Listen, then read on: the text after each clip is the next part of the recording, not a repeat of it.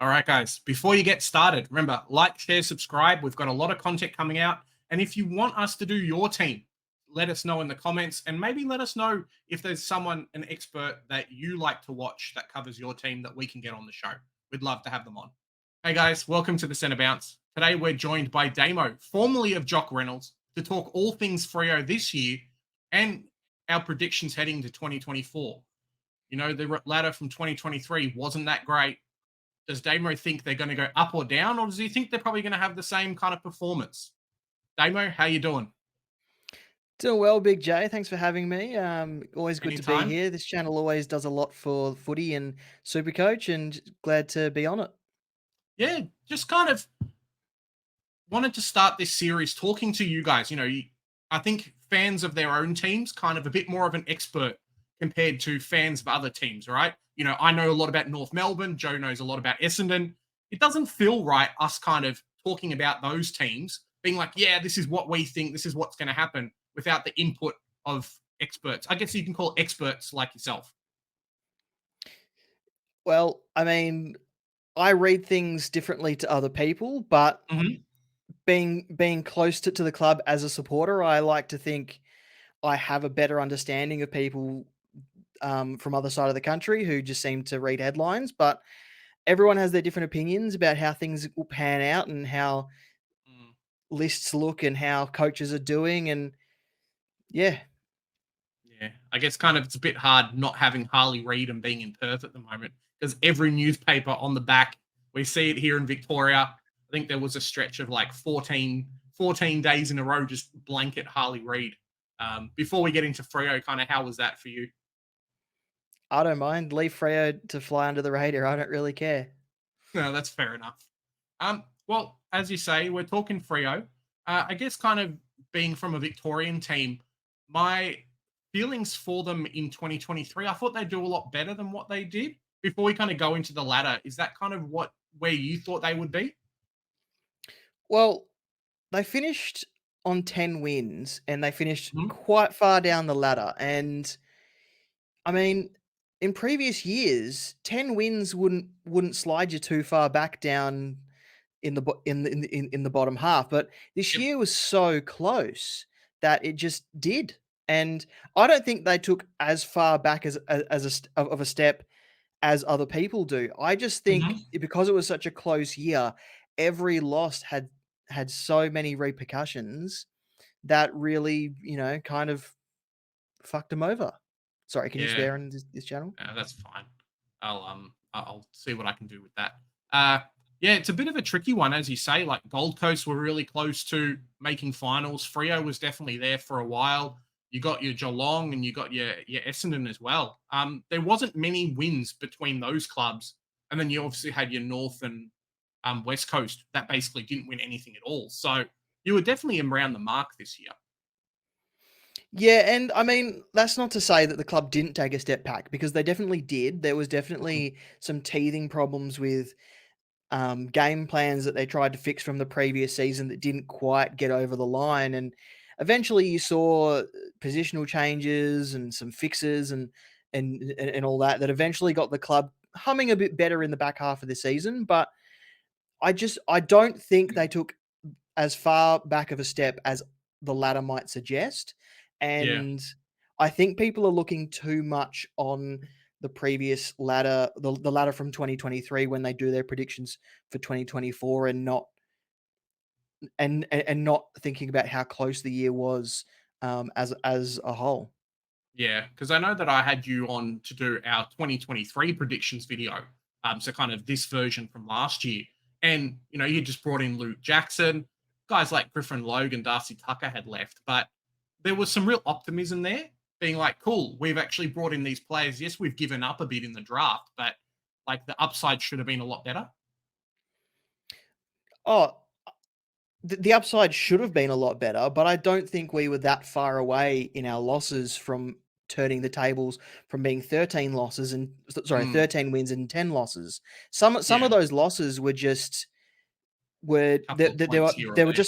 there were just fundamental things within the games that the club couldn't really get over the line. And that St Kilda game in round one was especially hard to watch because you could see what the club was trying to do, but they couldn't really move the ball in a purposeful fashion to get into a scoring position as quickly as possible. And then we lost to your guys the week after, and that game probably should have been closer, or even the Dockers probably should have been more ahead in that game in the first place. But we couldn't find a target in the forward line. We couldn't move the ball out of our back line.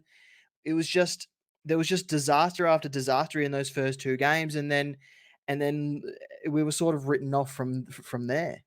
Yeah, definitely. I mean, as a North fan, it was our last win for a very, very long time. So I was happy with that. But on the opposite end, you don't want to start the season one or two losses because it really pushes you back, especially against the teams where you should have won. Yeah, absolutely. And it wasn't until we beat West Coast in the Derby the following week, and that was a fairly Mhm. comprehensive win. But then our next win didn't come until gather round, and then the next win after that didn't come until round 8 or 9. So it was really really difficult for the club to recover because that first half of the season was really really poor. Yeah, definitely. Well, if we just kind of look over the ladder, did finish 14th, which in hindsight wasn't that great because he ended up giving Melbourne a really good pick. 97, well, 96.7% average. That's still pretty good. And then your 10 wins, 13 losses, as you were saying. But looking at this season, you really did take some decent scalps. There were some closer games against some of the teams, but beating Suns, beating Sydney, Geelong, and Essendon, they're not easy teams to beat on a good day. No, no, and I think the game against Sydney in Sydney was Mm, one of the most complete games that we've seen under Justin Longmuir, and really showed what the club could put together. And you've said big wins over the Suns, Sydney, Geelong, and Essendon, but we also beat Melbourne at the MCG as well. yeah, exactly. In that game, we actually lost Sean Darcy to an ankle Mm, injury and had to finish the game without him. So the club actually has a really good base and a really good competitive game plan. It's just a matter of putting all the pieces together in the one game to produce a result. yeah, definitely. If we move over to, oh, one sec. Gonna work for me. Oh, no, it didn't work. Cool. If we move over to the trade period, obviously you guys didn't have your first pick this year. It went off to Melbourne, but it really felt like you were almost setting up for next year. Is that kind of the feeling that you had? Losing Schultz, losing Henry, Hamling as well, second round pick, and then a future second. But mate, you got a few future firsts in. Yeah, I knew from a long way out that David Walls wasn't a huge fan of this year's draft class. Hmm. The top end really only had one top rated WA player, and that was Daniel Curtin. And the Dockers were never going to be in a position to select him. As Yep. much as I would have loved him, the Dockers were never going to be in that position. And I say that now, but even though he went at pick what 8 or 9 to Adelaide, which means the Dockers could have selected him if they held on to that pick, but it was looking like he was going to be the first or second or third selection in the draft. So Yeah. um, at the time, the Dockers were probably never going to were probably never going to get him. But in the end, I think in an open draft, if you were putting Luke Jackson in there as a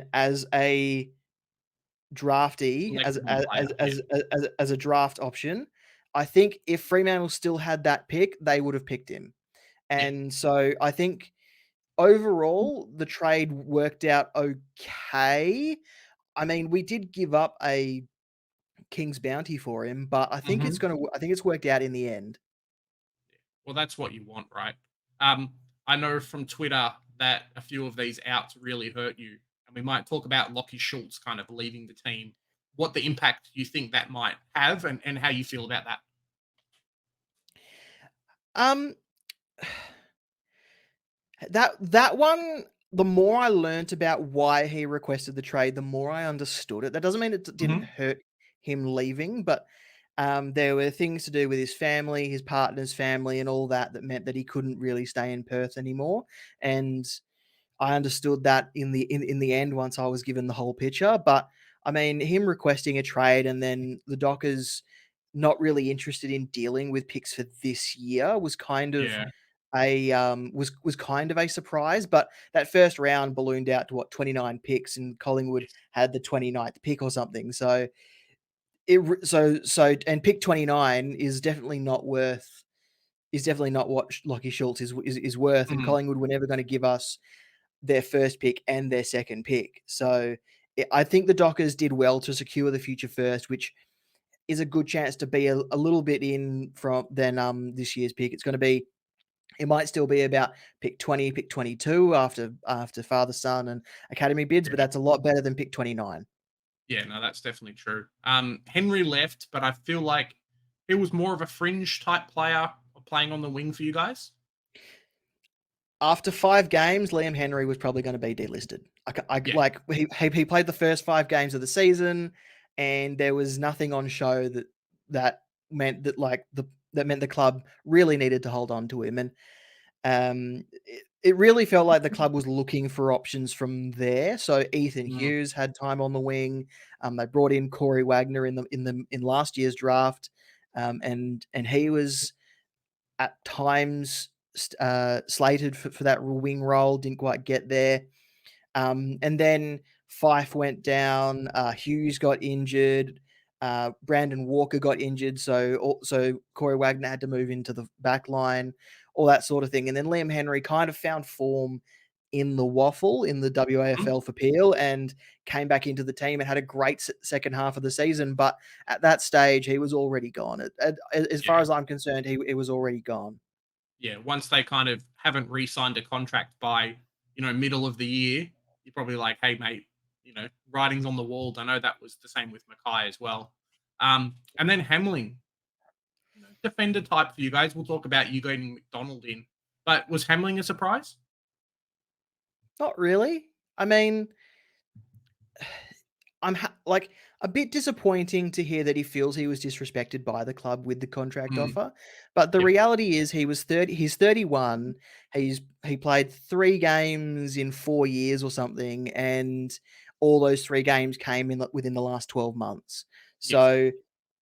So I don't so the Dockers weren't gonna pay him A market lot of rate money. for No. weren't gonna pay him market rate for someone who probably isn't gonna be there for the next finals push. So and Joel Hamling was probably the premier key defender of the waffle, or one of them, Mhm. and Oscar McDonald was probably the premier key defender of the VFL, making the VFL Team of the Year, and Yep. Oscar McDonald is 4 years younger. So we essentially get the same as what we had in Hamling in both height and ability, but we've got a few more years now to sort of build him up and bring him in and integrate him into the team, whereas with Hamling, it was either play him or don't, Yeah. and I think he's gonna do really well at Sydney. I think the fit makes sense, but the Dockers were never gonna hold on to him for the amount of money that he wanted. Yeah, it's tough when like you've got these depth players who are like, "Cool, pay me because I'm old," and then it's like, "Well, sorry, you're not actually going to play." Um, as you say, you did pick up Austin McDonald, which was fantastic. I wish North had done something similar because we really need key defenders. And then Jeremy Sharp, who seems to be just setting the house on fire this preseason. Yeah, I wanted Jeremy Sharp last year, but then the Dockers pivoted and went for Jaeger O'Meara, who Yep. the jury is still out on a little bit. But um, I think that this move makes a lot of sense, and Mm, people are saying, "Oh, if the Suns didn't want him, then he mustn't be that good." But it's not always as simple as that within a club. You see it a lot in other sports. Another player will come into your team and completely change the landscape of how the list looks like. Who would have thought that Oleg Markov, who was on the outer at Richmond, on the outer at the Suns, then becomes a premiership player at Collingwood? Just because he didn't work out at Richmond during their dynasty, didn't work out at the Suns during their hard times under yeah, Stuart Dew, that doesn't mean that he couldn't work at another club if you use them correctly. And I think Jeremy Sharp coming to Fremantle, coming home, playing with his mates in Jordan Clark and Luke Jackson and all that, having all his friends with him, I think it really builds for a nice addition. And at the moment, I think he's got that wing role that's been vacated pretty much sewn up. yeah. And I think that as well, it's kind of, as you say, Markov just kind of came out of nowhere. And I think McDonald might do that a little bit for you as well if he ends up playing. Jeremy Sharp's dominating preseason, dominating the running. Saw the footage of him with Peter Bowl as well, and it's just like, mate, you got this player who maybe being delisted, they're not going to be insane guns at everything, but you can really pick up some fantastic role players, and that kind of seems like what you've done here. And David Walls has been really good at picking up players from obscurity and Mhm. making them into players like Yeah. Sam Switkowski, Michael Frederick, Josh Tracy, um, Luke Ryan. I don't know if he was in charge of the list then, but I know that he was in the list management team at that point when Luke Ryan was selected. Like they were all in on James Aish when Justin Longmuir came and said, "I want to bring him with me." Mm. So there's all these players that David Walls can pick out that really add something that people go, "Who is this guy?" or "Why did they pick up this guy?" or whatever. But then it just works out perfectly. And just on Oscar McDonald, he spoke to the media when he arrived at the club, and he seems to think the club has a role for him within the 22. So Yeah, I'm I not think sure so as well. exactly where I'm not exactly sure where that fits, but I'm excited to see how they work it out. Yeah, I think maybe with kind of Hayden Young potentially moving around this year, I know there's some talk that he might be in the midfield. We'll touch on that a little bit later with our predictions, but yeah, there's definitely some space around for him, I think. Yeah, it might even be that we see someone like a Heath Chapman move up to the Yeah. wing, so that and then Alex Pearce plays more of a roaming tall role rather than a lockdown role or something along those lines. But really interested to see how the 22 shapes up. I think the one thing that the Dockers need to do now is they can't chase how a previous team has gone for the flag. They need Yes. to make they need to make their own curve, because we've seen other clubs fall into that trap, especially Mm. with the Western Bulldogs 2016 handball game, Richmond's fast moving 2017 game, West Coast's mark and uncontested ball game. So all each team that's won the premiership has done it a different way, and I think there's been some copycat teams who have fallen into a bit of a hole. Yeah, definitely. Moving to who you brought in this year. So, uh, you didn't really have much of a draft hand, but you did bloody fantastic. I was saying to Joe off air, I'm like, hey, people say shallow draft. Like Ollie Murphy at pick 41. Cooper Simpson, pick 35, great player. Ollie Murphy, pick 41. Damo, come on, mate. And then Jack Deline with pick 60. Odin Jones, rookie pick number 5.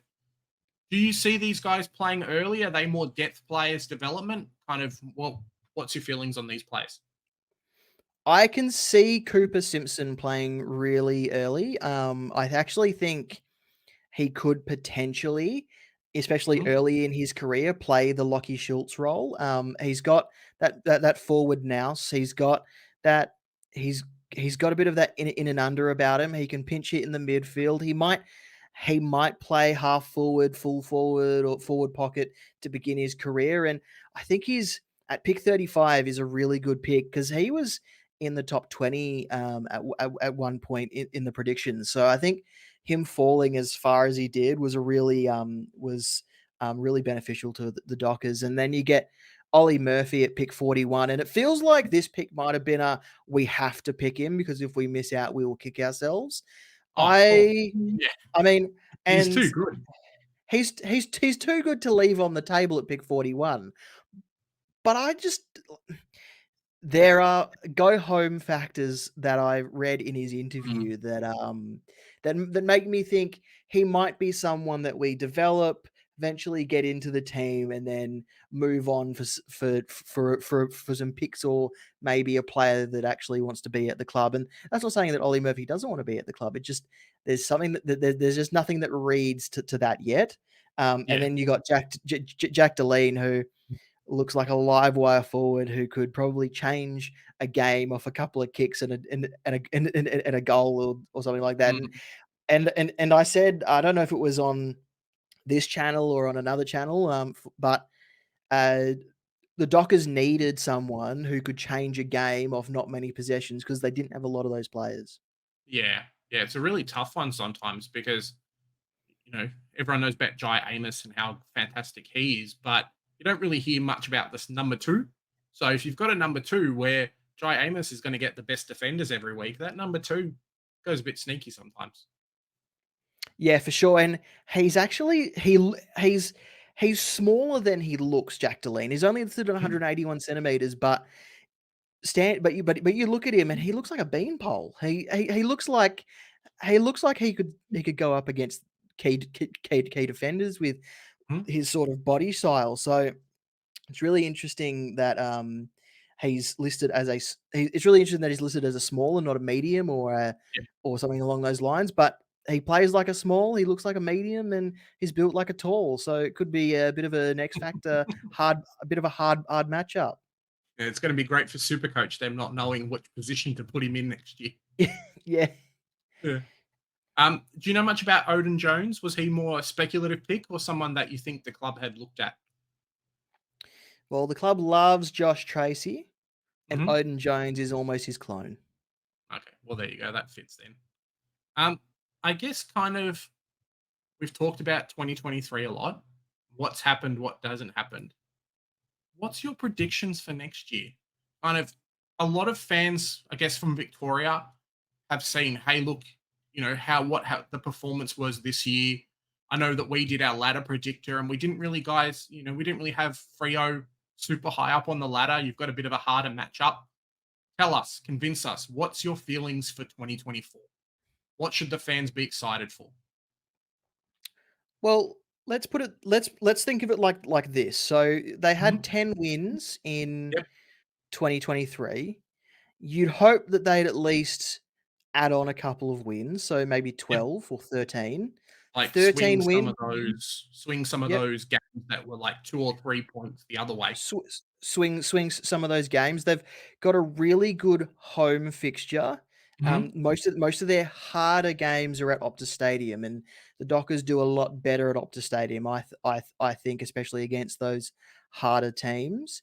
So if the Dockers could swing, maybe if the Dockers could go 13-10 instead of 10-13, that's seventh or eighth Mhm.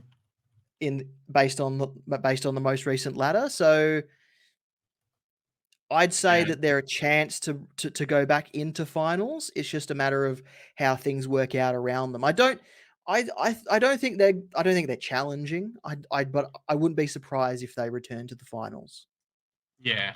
It's a team. Obviously, the Perth fans need something to be excited for.